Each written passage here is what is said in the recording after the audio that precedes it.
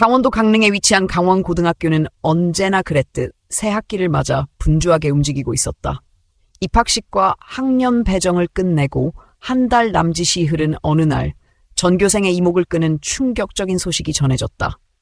바로 전국 학력 퀴즈 대회에 나설 학교 대표가 교내 성적 1등이자 2년 연속 도시 수석을 놓치지 않았던 2학년 민재가 아닌 이번에 전학 온 평범한 학생 배주혁이라는 것이었다. 아무도 예상하지 못한 발표였고 심지어 담임 교사들조차 그 결정을 사전에 듣지 못했다. 전교에 퍼진 반응은 경악, 혼란, 조롱이 뒤섞인 혼돈 그 자체였다. 학생 커뮤니티에는 몇 시간 만에 익명글이 수십 개 올라왔다. 대표 선발의 기준이 있긴 한 거냐? 전학 온 지 한 달 된 애가 전국 대회를 나간다고? 민재는 지금 뭐가 된 거야? 같은 반응이 도배되었다. 몇몇 학생들은 배주혁의 SNS를 찾아내 사진을 공유하며 이게 우리 대표라며 비꼬았다. 심지어 방송반 학생은 쉬는 시간 몰래 인터뷰 영상을 촬영해 당신은 배주혁을 아십니까? 라는 제목의 짧은 클립을 만들어 전체 학생 그룹에 올려버렸다.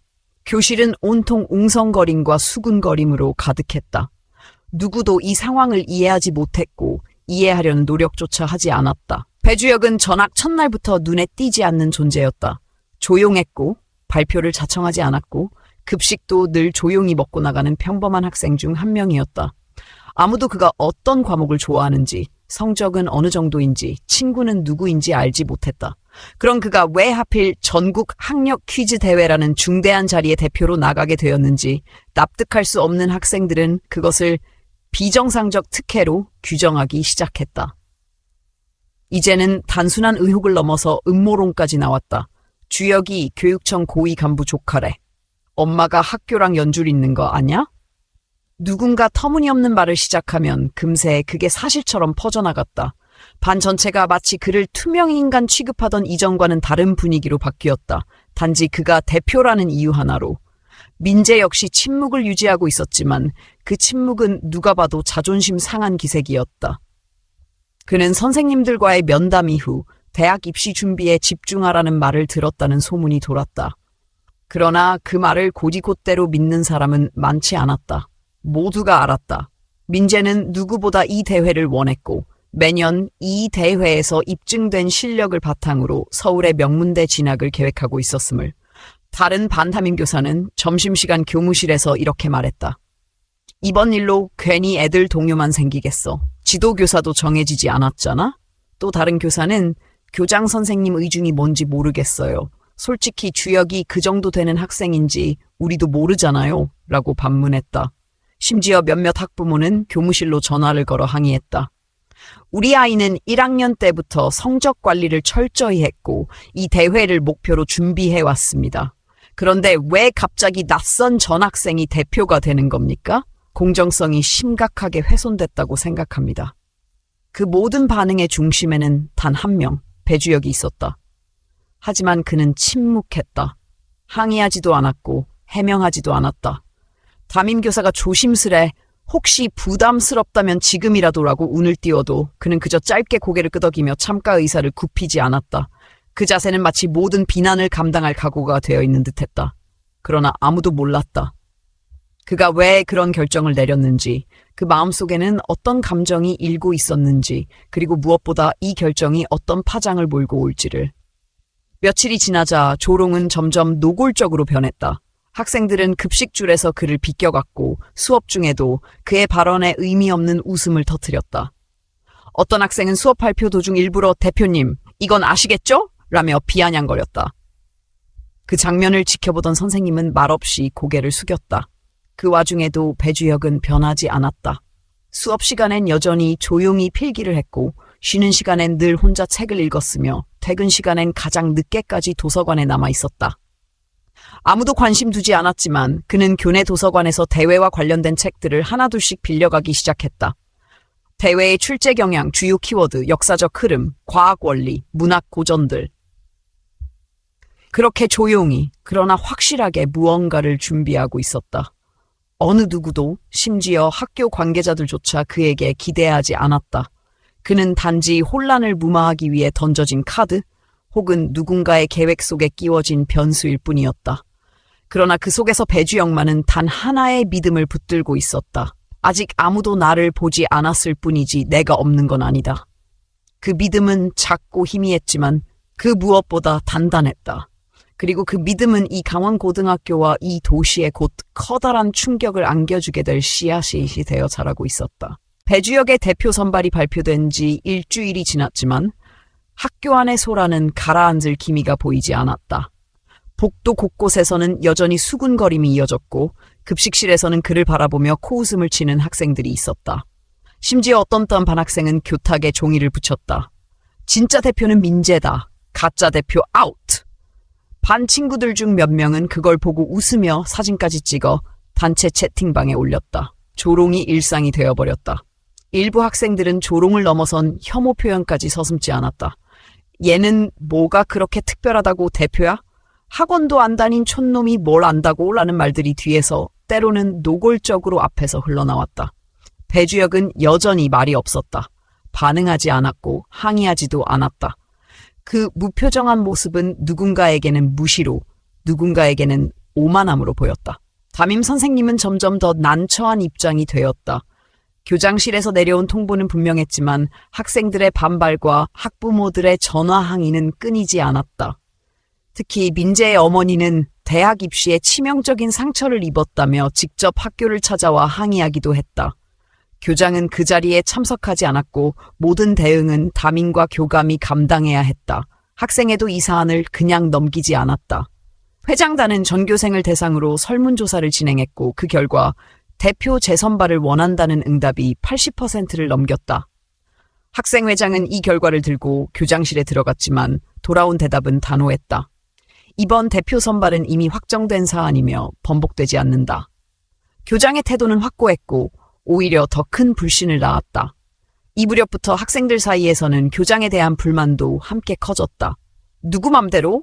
투명하지 않은 행정. 선생들도 납득 못하는 결정이란 말들이 떠돌았다. 그러나 그것도 잠시 대부분의 관심은 여전히 배주혁에게 쏠려 있었다. 그는 매일같이 혼자였고 도서관에서 밤늦게까지 자리를 지켰으며 수업 중 질문도 하지 않았다. 그 침묵은 어떤 이에게는 답답함으로 또 어떤 이에게는 불쾌함으로 다가왔다. 수학 시간, 교사가 어려운 확률 문제를 칠판에 적고 누구 풀어볼 수 있냐고 물었을 때 조용하던 교실에서 배주혁이 손을 들었다. 모두의 시선이 그에게 쏠렸다. 교사는 잠시 망설이다가 그를 칠판 앞으로 불렀고 배주혁은 정확한 공식을 이용해 정답을 적었다. 교사는 고개를 끄덕이며 맞습니다라고 말했지만 뒷자리에서 누군가가 툭 던졌다. 발음 이상해서 뭔 말인지 모르겠네. 웃음이 터졌고 누군가는 그걸 흉내내며 장난스럽게 따라했다. 그날 이후 그의 영어 발표 시간에도 비슷한 일이 반복됐다. 모국어 억양이 남아있는 영어 발음은 조롱거리로 전락했고 심지어 누군가는 몰래 녹음한 오디오를 패러디 영상으로 만들었다.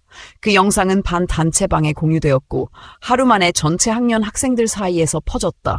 누구도 막지 않았다. 모두가 재밌다는 이유로 넘겼다. 배주혁은 여전히 반응하지 않았다. 그저 묵묵히 수업을 듣고 조용히 숙제를 제출하고 쉬는 시간마다 책을 읽었다. 학생 중 유일하게 그에게 관심을 보인 건 국어교사 김지현이었다. 그녀는 출석을 부르거나 조별 활동을 할 때마다 자연스럽게 배주혁을 끼워 넣었고 수업 후에는 종종 도서관에서 그를 마주쳤다. 직접적으로 말을 건 적은 없었지만 그의 자리에 남겨진 참고서 목록과 필기노트를 보면 그 노력이 분명히 보였다. 김지연은 그 침묵 너머에 무언가가 있다고 느꼈다. 어느 날 교장 김영우는 교내 방송을 통해 전국 학력 퀴즈대회 일정과 참가자 소개를 했다. 그는 우리 학교 강원고는 이번에도 성과를 기대한다며 이름을 또박또박 읽었다. 대표 학생은 2학년 배주혁, 방송을 들은 학생들은 웅성였고 민재는 자리에서 벌떡 일어나 복도를 걸어 나갔다. 교실은 조용해졌지만 그 분위기는 폭풍 전야처럼 팽팽했다. 방송이 끝난 직후 배주혁은 교장실로 호출되었다. 이유는 명확히 알려지지 않았지만 교장은 그 자리에서 이렇게 말했다고 전해졌다. 넌 이번 기회를 통해 내가 얼마나 부족한지 느끼게 될 거야. 이 발언은 일부 교직원에게도 전해졌고 김지연은 심각한 얼굴로 그 이야기를 들었다. 단순한 무관심이 아니라 의도된 낙오 전략이라는 느낌이 들었다. 그러나 그 어떤 상황 속에서도 배주혁은 변하지 않았다. 그는 늘 하던 대로 조용히 그러나 성실하게 일상을 이어갔다. 도서관 대출 목록은 날마다 길어졌고 교과서 외의 책들이 늘어났다. 미국 정치, 한국 근현대사, 국제관계, 문학사조, 철학개론, 통계학 입문. 누구도 그 책들을 함께 보지 않았지만 그는 그것들을 하나하나 정리해 나가고 있었다. 학생들은 여전히 얘가 얼마나 하겠냐는 시선으로 바라봤고 어떤 이들은 교장도 참 무리하네라며 혀를 찼다. 그러나 그 속에서 한 사람만은 확신은 없었지만 무언가를 기대하고 있었다. 김지연은 매일 아침 출근할 때마다 도서관을 들여다봤고 그 자리에 앉아 책을 읽고 있는 배주혁을 보면 묘한 안도감과 긴장감을 동시에 느꼈다. 그리고 마침내 대회가 열리기 10일 전 학생들 사이에 또 다른 소문이 돌기 시작했다. 요즘 배주혁 도서관에서 문제집 다 외운대. 기억력 미쳤다더라. 말은 없는데 머리 하나는 확실한가 봐. 그 말들은 장난처럼 퍼졌고 일부는 뭐라도 준비는 하나 보내라며 태도를 바꾸기 시작했다. 조롱은 여전히 있었지만 그 안에는 묘한 불안과 예측 불허의 기류가 서서히 퍼지고 있었다. 조용히 깨어나고 있던 무언가가 이제는 누군가의 눈에도 보이기 시작했다. 교내 분위기는 겉으로 보기엔 크게 달라지지 않았다. 여전히 민재는 중심에 있었고 학생들은 교실 복도 곳곳에서 그를 중심으로 농담을 주고받았다. 반면 배주혁은 여전히 존재감 없는 전학생으로 취급받았다. 다만 그를 향한 시선에는 이전보다 조금 더 복잡한 감정이 섞여 있었다. 의심, 경계, 조롱, 그리고 설명할 수 없는 불안 같은 것들이었다. 누구도 인정하려 하지 않았지만 배주혁이 진짜로 뭔가 준비하고 있다는 소문은 점점 넓게 퍼져가고 있었다. 몇몇 학생들은 그의 자리에 몰래 찾아가 교과서를 훔쳐봤고 문제집 곳곳에 빼곡히 적힌 영어 단어 뜻, 시대별 역사 흐름 정리, 수학 공식의 유도 과정의 놀라움을 감추지 못했다. 그중 하나는 사진을 찍어 채팅방에 올렸고 이건 무슨 대학생 노트 아니냐는 댓글이 달렸다. 곧이어 그냥 열심히 필기하는 척만 하는 거겠지. 인터넷에서 복붙한 거 아냐? 라는 반응도 이어졌다. 여전히 인정하기는 어려운 분위기였다. 교장 김영우는 그런 흐름에 개의치 않았다. 오히려 더욱 냉소적으로 사태를 지켜봤다. 그는 교무회의에서 이렇게 말했다.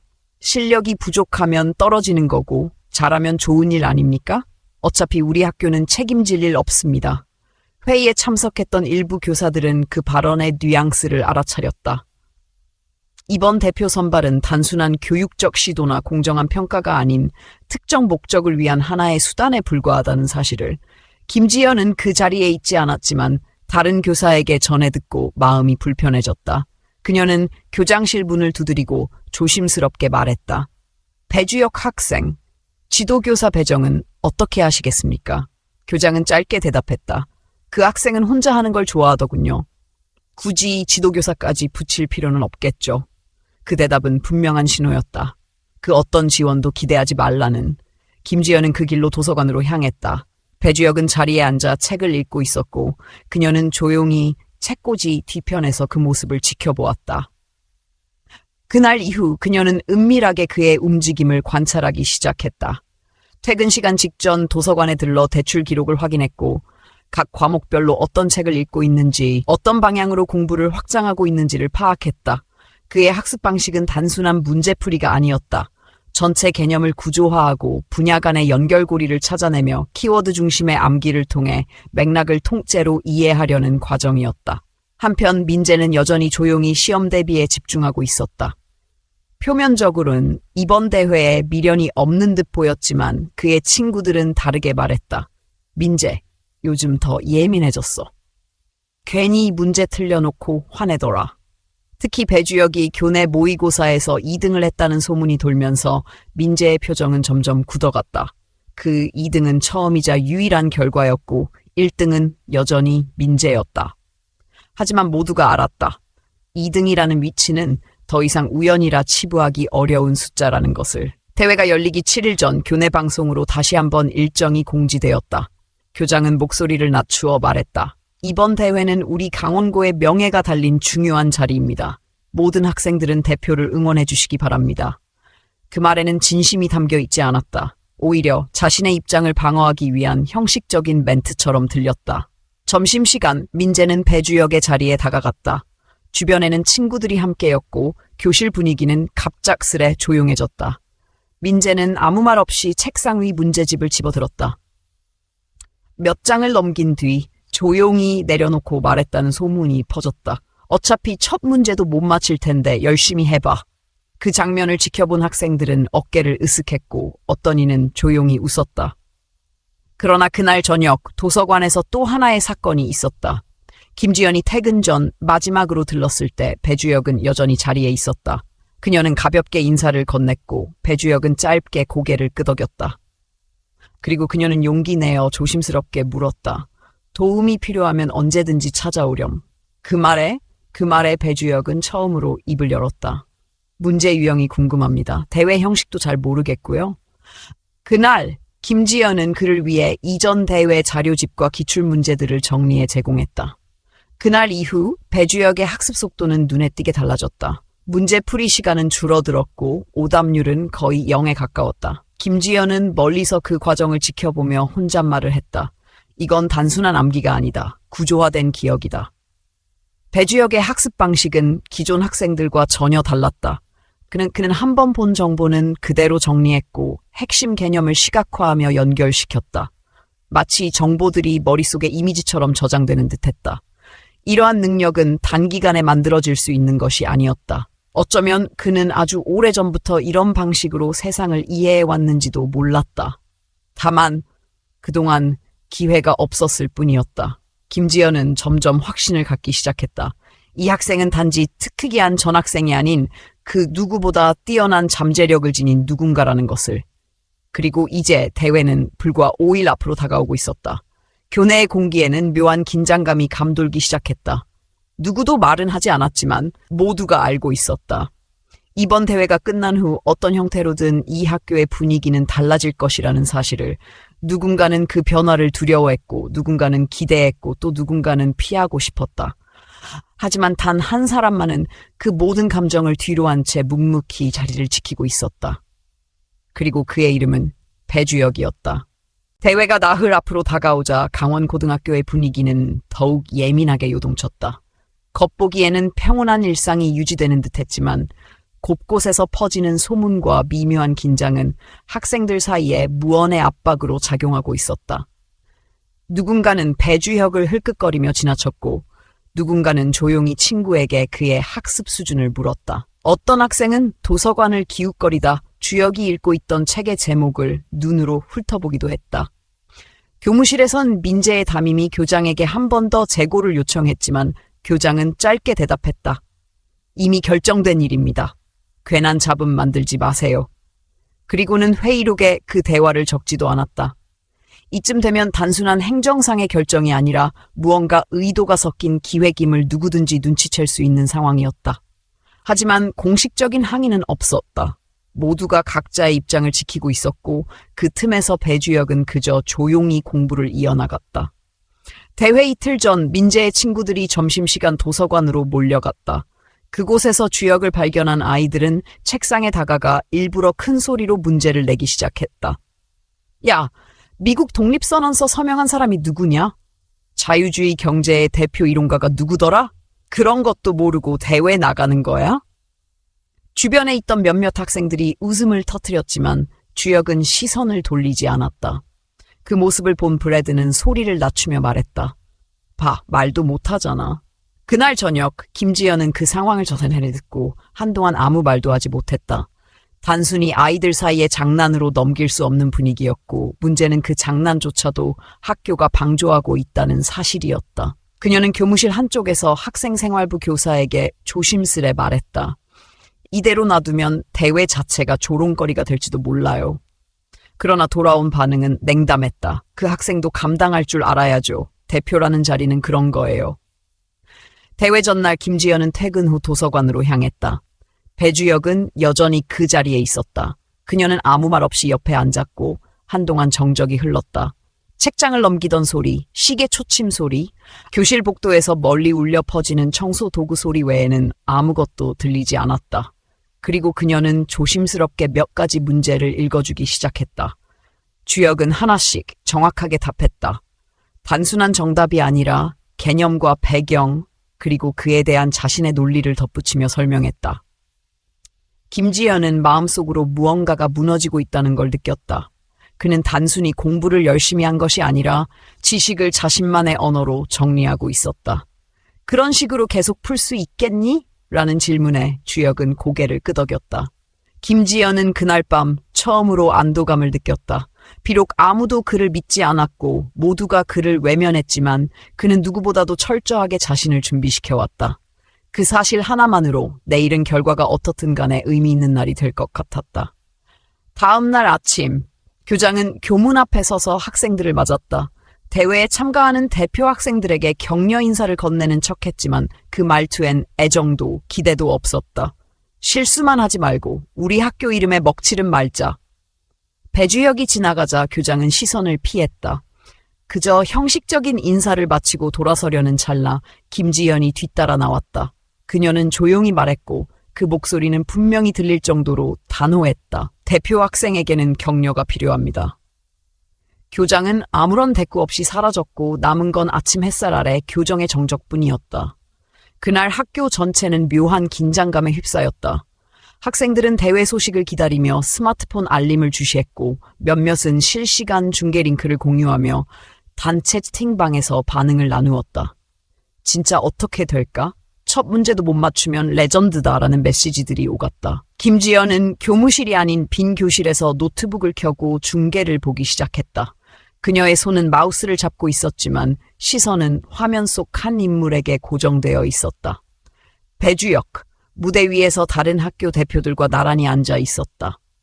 이름이 호명되자 약한 박수가 들렸고 누군가는 헛기침으로 빈 공간을 채웠다.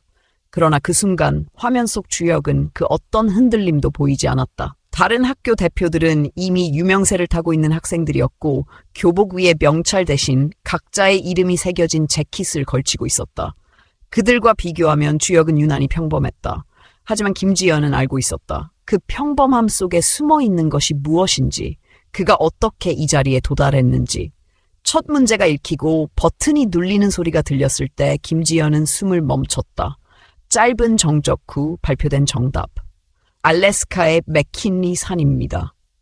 사회자의 목소리가 울렸고 관중석에서 조용한 박수가 들려왔다. 작은 시작이었다. 그러나 그 작은 시작이 곧 큰 파동이 될 것이란 예감이 그녀의 가슴을 치고 지나갔다. 그 순간부터 강원고등학교라는 이름은 더 이상 조용한 시골 고등학교가 아니었다. 그리고 배주혁이라는 이름 역시 더 이상 조용한 전학생이 아니게 되었다. 어떤 변화가 시작되고 있었다. 누구도 아직 확신할 수 없지만 그 변화의 중심에는 조용히 자리 잡은 하나의 목소리가 있었다. 아직 아무 말도 하지 않았지만 말보다 더 강한 증명이 준비되고 있었다. 바로 내일 무대 위에서. 대회 당일 아침 강릉 시외 버스터미널은 이른 시간부터 분주했다. 강원고 대표 배주혁과 교사 김지연은 서울로 향하는 첫 차에 몸을 실었다. 버스 안에서 서로 말을 주고받지는 않았지만 긴장된 공기가 흐르고 있었다.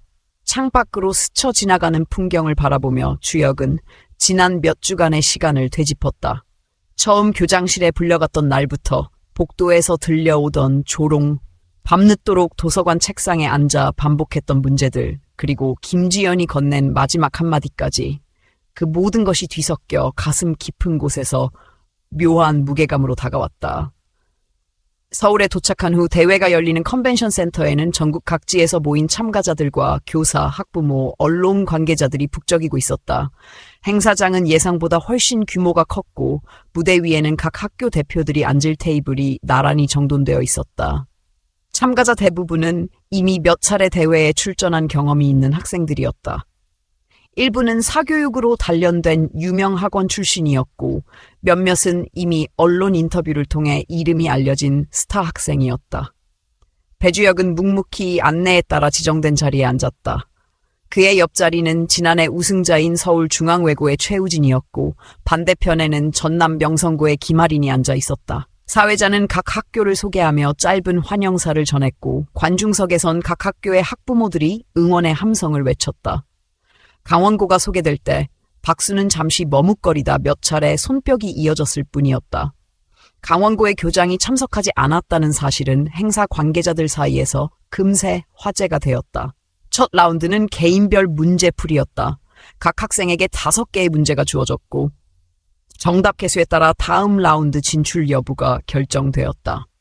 주역에게 주어진 첫 문제는 미국의 수도 이전 역사에 대한 질문이었다. 몇 초간 침묵이 흐른 뒤 그는 단호하게 대답했다. 필라델피아에서 워싱턴 DC로 이전했습니다. 정답이 발표되자 사회자는 고개를 끄덕였고 관중석에서는 미묘한 술렁임이 일었다. 두 번째 문제는 현대 물리학에 관한 내용이었다. 세 번째는 조선 후기 실학자에 대한 질문이었고 네 번째는 국제 정치사, 5번째 문제까지 주역은 모두 정답을 맞췄다. 관중석에서는 점점 박수가 커졌고 일부 학교 교사들은 서로를 바라보며 웅성거렸다. 강원고, 저 학생 이름이 뭐였지? 생각보다 수준이 높아. 그리고 바로 그 순간 강원고 단체 채팅방에도 알림이 울렸다. 배주역, 1라운드 전 문제 정답. 화면 캡처가 올라왔고 반 친구들은 반응을 멈췄다. 처음에는 장난반, 조롱반으로 대회를 지켜보던 학생들이었지만 이제는 다른 감정이 퍼지고 있었다. 혼란과 경계, 그리고 약간의 놀라움. 두 번째 라운드는 제한 시간 내에 서술형 문제를 해결하는 방식이었다. 문학, 정치, 윤리, 과학이 섞인 종합적 사고력을 요하는 문제였다. 여기서 3명이 탈락했다.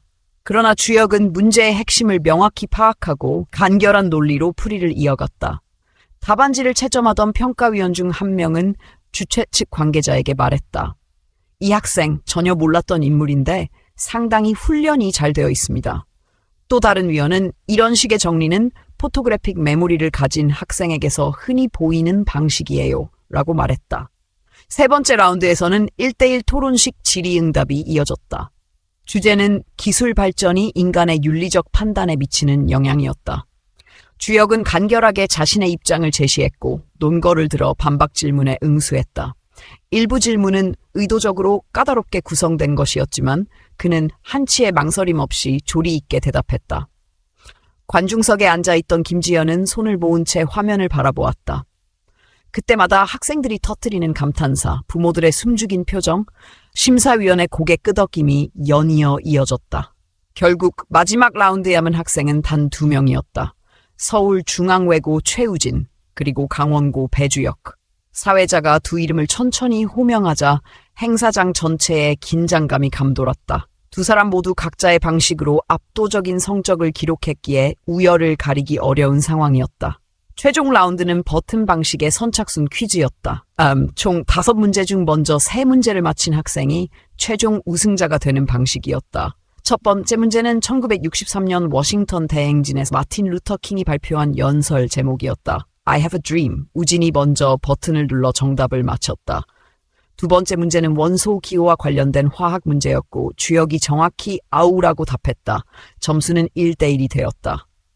세 번째 문제는 미국 독립선언서가 작성된 도시. 우진이 재빠르게 버튼을 눌러 필라델피아라고 외쳤다. 점수는 D대1. 네 번째 문제는 아인슈타인이 노벨상을 받은 이유. 주역은 빠르게 버튼을 누르며 광전 효과 입증이라 외쳤고 정답이었다. 2대2. 행사장은 점점 술렁였고 관중석은 긴장된 침묵으로 가득했다. 마지막 문제는 미국 헌법상 대통령의 최저 연령에 관한 질문이었다. 짧은 정적이 흐른 뒤 버튼 소리가 울렸다. 35세. 배주역의 목소리는 명확했고 사회자는 잠시 멈춰 정답을 확인한 뒤 발표했다. 정답입니다. 우승자는 강원고등학교의 배주역 학생입니다. 그 순간 행사장은 큰 박수와 환호로 뒤덮였다. 김지연은 자리에서 일어나 천천히 박수를 쳤고 관중석 여기저기서 대단하다는 감탄이 터져나왔다. 누군가는 휴대폰을 꺼내 영상을 찍었고 언론 기자들은 이미 카메라 셔터를 누르고 있었다. 아직 말은 없었지만 모두가 알 수 있었다. 지금 이 무대 위에서 단 하나의 이름이 새롭게 기다리고 있다는 것을, 그리고 그 이름은 단지 우승자가 아닌 상징으로 남게 되리라는 것을. 우승이 확정되자 행사장은 열기로 가득 찼다. 사회자가 마이크를 들고 배주역의 이름을 다시 한번 호명했고 각 학교에서 온 학생들과 학부모들은 뜨거운 박수를 보냈다. 순간적으로 쏟아진 플래시 세례와 환호성 속에서 주혁은 조용히 무대 중앙으로 걸어갔다. 그의 표정은 담담했지만 눈빛 속에는 분명한 확신과 무언의 메시지가 담겨 있었다. 한 번도 주목받지 못했던 전학생이 이제는 그 자리에 모든 시선의 중심에 서 있었다. 시상식은 간단하게 진행되었다. 금메달이 목에 걸리고 상장과 트로피가 주어졌다. 사회자는 이번 대회의 최고 점수는 단연 배주혁 학생이었습니다. 전 분야에 걸쳐 탁월한 이해력과 응답 속도를 보여줬습니다. 라고 말했다. 이어진 인터뷰 요청에 주혁은 짧게 고개를 끄덕였고 기자는 준비해온 질문지를 꺼냈다. 전학 온 지 얼마나 되셨나요? 이렇게 높은 성적을 어떻게 준비하셨나요? 가장 어려웠던 문제는 무엇이었나요? 익숙한 질문들이 이어졌지만 주혁은 그에 걸맞는 단정한 답변으로 응수했다. 그 순간 강원고 단체 채팅방도 뒤집어졌다. 대회 초반까지만 해도 조롱과 냉소로 가득하던 분위기는 갑자기 조용해졌고 누군가는 조심스레 한 줄을 남겼다. 진짜 대단하네. 그리고 다른 이도 이었었다. 우리가 너무 쉽게 판단했던 것 같아. 처음에는 몇 명뿐이었지만 곧이어 여러 명이 같은 생각을 공유하기 시작했다. 반 친구 중 한 명은 직접 메시지를 보냈다. 미안해. 그동안 말도 못 붙였는데 너 진짜 멋졌어. 교내 선생님들 사이에서도 주혁의 우승은 큰 화제가 되었다. 과학과 교사는 저 학생 우리 수업 들은 지 2달밖에 안 됐는데 저게 가능한 일인가요? 라며 놀라워했고 영어 교사는 영어 발음은 아직 완벽하지 않지만 내용 이해와 구성력이 대단하다며 감탄했다. 반면 교장 김영호는 이 상황을 받아들이기 어려운 듯 보였다. 행사장에 모습을 드러내지 않았던 그는 우승 소식을 듣고도 교무실 안에서 묵묵부답이었다. 그러나 상황은 더 이상 그가 외면할 수 있는 범위를 벗어나고 있었다. 지역 언론사에서는 강원고 배주혁 편견을 깨고 전국 우승이라는 제목의 기사를 내보냈고 온라인 포털에선 이 기사가 실시간 검색어 상위권에 올랐다. 기사의 본문에는 대표 선발 당시 학생들 사이에 거센 반발이 있었지만 배주혁 학생은 그 모든 오해와 불신을 딛고 당당히 실력으로 증명해냈다라는 문장이 적혀 있었다. 김지연은 이 모든 상황을 조용히 지켜보았다. 그녀는 대회가 끝난 직후 주혁을 향해 다가갔고 짧게 축하 인사를 건넸다. 주혁은 감사 인사를 전했고 그 짧은 대화 속에는 지난 한 달간 두 사람이 공유했던 조용한 신뢰가 고스란히 녹아 있었다. 버스를 타고 학교로 돌아오는 길, 김지연은 창밖을 바라보며 생각에 잠겼다. 이 아이는 무엇을 생각하고 있을까? 오늘의 우승이 단순한 결과 이상으로 그에게 어떤 의미로 남을까? 강원고에 도착하자 이미 소문은 퍼져 있었다. 학생 몇 명이 정문 앞에서 기다리고 있었고 어떤 교사는 복도에서 그를 향해 고개를 끄덕이며 인사했다. 이 모든 게 익숙하지 않았지만 주혁은 조용히 받아들였다. 그는 다시 도서관으로 향했고 그곳에서 책상 위에 남겨둔 문제집을 꺼내 다음 장을 펼쳤다. 이제는 대회 준비가 아닌 평범한 학습으로 돌아가는 순간이었다. 하지만 달라진 것이 있었다. 같은 반 학생들이 먼저 말을 걸기 시작했고 점심시간에는 빈자리 옆에 앉으려는 학생들이 생겼다. 처음에는 어색했지만 곧 자연스러워졌다. 그들이 전보다 조금 더 조심스러운 태도로 말을 건넨다는 것을 주혁도 느낄 수 있었다. 그것은 일종의 사과였고 인정이었다. 며칠 후 교장 김영호는 전체 교직원 회의에서 짧은 입장문을 낭독했다. 이번 대회는 우리 학교 교육 방향에 대해 다시 생각해 볼 기회를 주었습니다. 배주혁 학생의 뛰어난 성취는 학생 개인의 노력과 가능성을 다시 한번 일깨워주는 사례였습니다.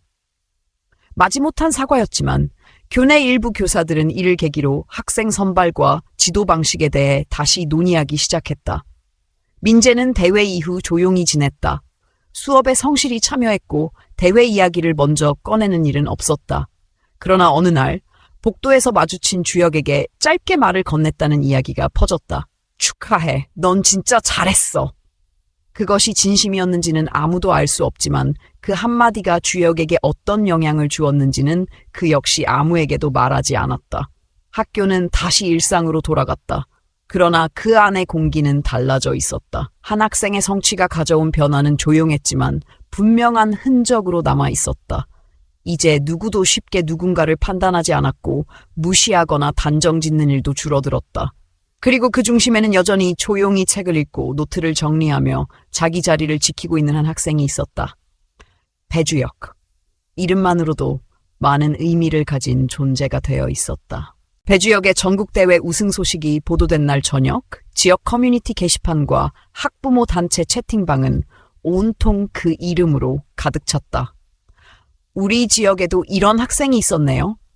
강원고 이번에 제대로 한 건 했네. 진작 알려졌어야 할 아이였어 등 찬사의 말들이 이어졌고 평소 학교에 큰 관심이 없던 일부 주민들조차 관련 기사를 공유하며 자랑스럽다는 반응을 보였다. 심지어 지역교육청 관계자도 배주혁 사례는 지방교육의 가능성을 보여주는 사례라며 내부 회의에서 언급한 것으로 알려졌다. 이런 사회적 반향은 교내 분위기를 바꾸는 데 결정적인 역할을 했다. 이전까지 배주혁을 무시하거나 외면했던 학생들조차 하나둘씩 그의 곁으로 다가오기 시작했다. 처음엔 어색한 침묵 속에 인사를 건네는 수준이었지만 점차 짧은 대화가 오갔고 교실 안에서 그를 바라보는 시선은 더 이상 불편하거나 비꼬는 기색이 담기지 않았다. 어느 날 점심시간에 누군가가 말했다. 주혁아, 오늘은 같이 먹자. 그 말 한마디가 교실의 공기를 바꾸었다. 주혁은 그 제안을 조용히 받아들였고 그날부터 그의 식탁은 비는 날이 없었다. 여전히 많은 말은 하지 않았지만 대화가 없더라도 자리에 함께 앉아 있는 것만으로도 학생들은 편안함을 느끼기 시작했다. 더 이상 그를 특별한 누군가로 여기는 분위기가 아니었다. 오히려 같은 학교에서 함께 시간을 보내는 친구로서 받아들이는 정서가 서서히 자리를 잡았다. 수업 시간에도 변화가 나타났다. 교사들은 주혁을 단순히 우수한 학생으로 바라보는 것이 아니라 수업의 중심으로 끌어들이기 시작했다. 발표 기회가 생기면 자연스럽게 배정되었고 조별 활동에서도 이제는 가장 먼저 참여를 요청받는 인물이 되었다. 심지어 다른 반 학생들이 자율학습 시간에 그에게 질문을 하러 찾아오는 모습도 종종 목격되었다. 그러나 가장 큰 변화는 바로 주혁 자신에게서 나타났다. 이전까지는 늘 조용히 혼자 책을 읽거나 공부에만 몰두하던 그가 점점 눈을 들어 주변을 보기 시작했다. 친구가 건넨 농담에 짧게 반응하기도 했고 체육 시간엔 활동에 참여하며 자연스럽게 몸을 섞었다. 교내 방송반에서는 그의 이야기를 인터뷰 형식으로 다루자고 제안했고 학생회는 학교 홈페이지에 그의 수기를 올릴 것을 요청했다. 김지연은 그 모든 모습을 조용히 지켜보았다. 출근길에 우연히 마주친 주혁이 먼저 인사하는 장면, 도서관에서 친구와 함께 문제를 풀고 있는 장면, 복도에서 선배와 나란히 걸어가는 장면 하나하나가 그녀에게는 더없이 큰 보람이었다. 그녀는 교무회의에서 말없이 노트북을 닫고 회의실을 나서며 마음속으로 중얼거렸다. 이게 진짜 교육이구나. 하지만 반전도 있었다. 대회 당시 교장이 보여준 태도와 발언이 기사화되면서 여론의 화살이 점차 학교 내부로 향하기 시작한 것이다. 한 언론사는 교장의 공개 멸시 속에서 홀로 우승한 전학생이라는 자극적인 제목으로 기사를 내보냈고 기사 하단 댓글에는 이런 사람이 교육자 자리에 있어선 안 된다. 학생을 짓밟으려 한 의도가 너무 명확하다는 비판이 이어졌다. 결국 교육청은 진상조사를 예고했고 강원고 이사회는 임시회의를 소집했다. 회의 결과 김영호 교장은 공식 사과문을 발표하게 되었다. 배주혁 학생과 학부모님께 진심으로 사과드립니다. 저의 판단 부족과 부적절한 언행으로 인해 학생에게 심리적 상처를 드린 점 교육자로서 깊이 반성합니다. 그러나 이미 늦은 사과였다. 학내 분위기는 이미 변해 있었고 그가 더 이상 학교의 중심을 유지하기 어렵다는 판단이 지배적이었다. 결국 김영호 교장은 자진 사퇴 의사를 밝혔고 후임 교장 선발 절차가 진행되었다. 그가 떠난 후 처음 열린 전교조회에서 교감이 대신 연단에 섰고 전교생 앞에서 말했다. 이번 일은 우리 학교 모두에게 큰 교훈이 되었습니다. 앞으로는 누구든지 그 배경이나 외모, 출신이 아니라 그 사람의 노력을 먼저 볼 수 있는 학교가 되어야 합니다. 주혁은 그날 아침 조용히 운동장을 바라보며 연설을 들었다. 특별한 감정도 반응도 없었지만 그 속에는 지난 몇 달간 그가 감내한 모든 시간이 고스란히 담겨 있었다. 그 시간들이 이제야 비로소 의미를 갖게 되었다는 묘한 위로 같은 것이 스며들었다. 민재는 여전히 묵묵히 자신의 자리를 지키고 있었다. 그 또한 변했다. 이전처럼 과시하지 않았고 조용히 책상 앞에 앉아 공부에 집중했다. 어느 날 주역과 우연히 복도에서 마주쳤고 짧게 고개를 숙였다. 그 짧은 인사는 모든 감정을 대신하는 듯했다. 경쟁자로서의 질투, 패배의 인정, 그리고 인간적인 존중까지. 강원고는 점점 새로운 분위기로 바뀌어갔다. 학생들 사이에 불필요한 비교는 줄어들었고 타인을 평가하는 시선 대신 서로의 가능성을 믿고 응원하는 분위기가 생겨났다. 학생자치회는 차별 없는 배움의 공간이라는 구호 아래 새로운 프로젝트를 기획했고 그 중심에는 언제나 조용히 자리를 지키는 배주혁이 있었다.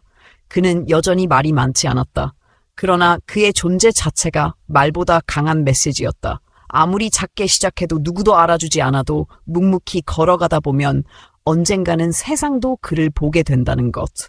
그리고 그 진심은 단 한 번의 대회가 아니라 그 이후의 모든 날을 통해 증명되고 있었다. 봄이 지나고 여름방학이 가까워질 무렵 강원고등학교는 한층 조용하고 단정한 분위기를 유지하고 있었다. 새로운 교장이 부임한 후로 교내 정책은 눈에 띄게 달라졌고 학생들의 의견을 수렴하는 절차가 정착되었다. 교사들은 수업 중 학생 개개인의 성향과 학습 방식을 더 세심히 고려했고 교내 게시판에는 오늘의 좋은 질문, 이번 주 노력상 같은 칭찬이 가득한 이름들이 매주 바뀌어 올라왔다.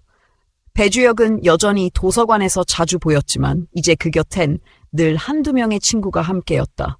학기 초에는 누구도 말을 걸지 않던 학생이 이제는 동아리 활동에 참여하고 과학탐구 토론에도 초대받고 중간고사 대비 스터디의 중심이 되었다. 그는 달라지지 않았고 굳이 달라지려 하지도 않았다. 다만 사람들과 함께하는 자리에 조금 더 자연스럽게 앉을 수 있게 되었고 질문을 받으면 눈을 마주치고 대답할 만큼 익숙해졌을 뿐이었다. 학기 말이 다가오자 교육청에서는 학생들의 모범 사례를 모아 지역 교육 포럼에서 발표하는 자리를 마련했다. 강원고에서는 배주혁이 추천되었고 그는 마지못해 그 제안을 수락했다. 연단에서는 일은 그에게 여전히 낯설고 불편한 일이었지만 그는 담담한 목소리로 자신의 이야기를 전했다. 특별한 수사를 사용하지도 않았고 감동을 끌어내려는 연출도 없었다. 다만 있는 그대로 자기가 겪었던 일들과 그 시간 동안 느꼈던 감정 그리고 무엇을 배웠는지를 조용히 풀어냈다. 포럼이 끝난 후 한 중학교 교사는 다가와 말했다. 우리 학교에도 배주혁 같은 아이가 있었어요. 다만 우리는 그걸 보지 못했죠. 그리고 또 다른 학부모는 말했다. 아이들에게 보여줄 수 있는 진짜 사례였어요. 감사합니다. 그날 이후 여러 학교에서 주역의 사례를 참고하며 유사한 상황에 놓인 학생들을 어떻게 도울 수 있을지 고민하기 시작했다. 학교 안에서도 작은 변화가 있었다. 예전 같으면 외면당했을 어떤 학생이 스스로 프로젝트에 지원하겠다고 손을 들었고 그 발표를 끝까지 들어주는 분위기가 생겼다. 시험 성적이 낮은 학생에게도 응원하는 목소리가 들렸고 혼자 밥을 먹던 후배에게 자리를 함께 하자는 제안이 자연스럽게 오갔다. 이 모든 변화는 단지 규칙이나 제도의 변화 때문이 아니었다. 누군가의 삶을 통해 많은 사람들이 보는 방식을 바꾸었기 때문이었다. 어느 날 저녁 배주혁은 집에서 아버지와 함께 식사를 마치고 거실에 앉아 조용히 말했다. 아빠, 저 이제 학교 가는 게 전보다 훨씬 좋아요. 아버지는 고개를 끄덕이며 웃었다. 그 웃음에는 지난 시간 동안 아들이 어떻게 스스로를 지켜냈는지를 지켜본 사람만이 이해할 수 있는 깊은 감정이 담겨 있었다. 넌 네 방식대로 잘해왔어. 그리고 앞으로도 그럴 거야. 그날 밤 주혁은 책상에 앉아 한 권의 노트를 꺼냈다.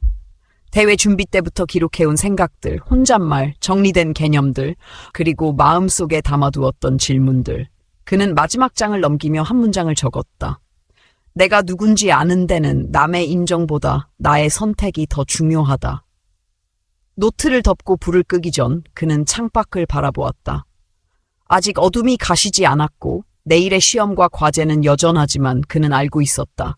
세상이 바뀌지 않더라도 자신이 포기하지 않는 한 무엇이든 시작할 수 있다는 것을, 그리고 그 시작은 언제나 누군가의 시선이 아닌 자신이 자신을 어떻게 바라보는지에서 비롯된다는 것을. 그렇게 또 하나의 밤이 지나가고 있었다. 아무도 모를 작은 방에서 한 아이의 단단한 삶이 조용히 성장하고 있었다. 그리고 그 삶은 수많은 청소년들에게 말없이 이렇게 전하고 있었다. 조금 느리더라도 멈추지 않으면 결국 도착하게 된다. 오늘 저희의 이야기에 끝까지 귀 기울여 주신 모든 분들께 진심으로 감사드립니다. 여러분의 소중한 시간 속에 저희가 들려드린 이 이야기 한 편이 작게나마 따뜻한 울림이 되었기를 바랍니다. 오늘 전해드린 이야기는 단순한 우승이나 경쟁의 승리를 넘어서 편견을 이겨내고 자신의 진심과 가능성을 증명한 한 소년의 성장에 대한 기록이었습니다. 이 이야기에서 우리는 세상이 쉽게 단정짓고 외면하더라도 스스로를 믿고 묵묵히 나아가는 사람이 결국 변화의 중심이 될 수 있다는 사실을 배울 수 있었습니다. 포기하지 않고 하루하루를 성실히 살아가는 사람의 이야기가 얼마나 큰 감동과 영향을 줄 수 있는지를 다시금 느끼게 됩니다. 저희 채널은 앞으로도 이러한 의미 있는 이야기들을 계속해서 전하고자 합니다. 작은 응원이 모이면 더 큰 변화를 만들어낼 수 있습니다.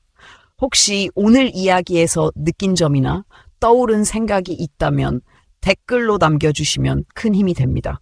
그리고 채널의 성장을 응원해 주시려면 아래 좋아요를 눌러주시고 구독해 주시면 더 많은 이야기로 찾아뵐 수 있습니다. 진심으로 감사드립니다. 늘 함께 해주시는 여러분 덕분에 저희는 계속해서 앞으로 나아갈 수 있습니다.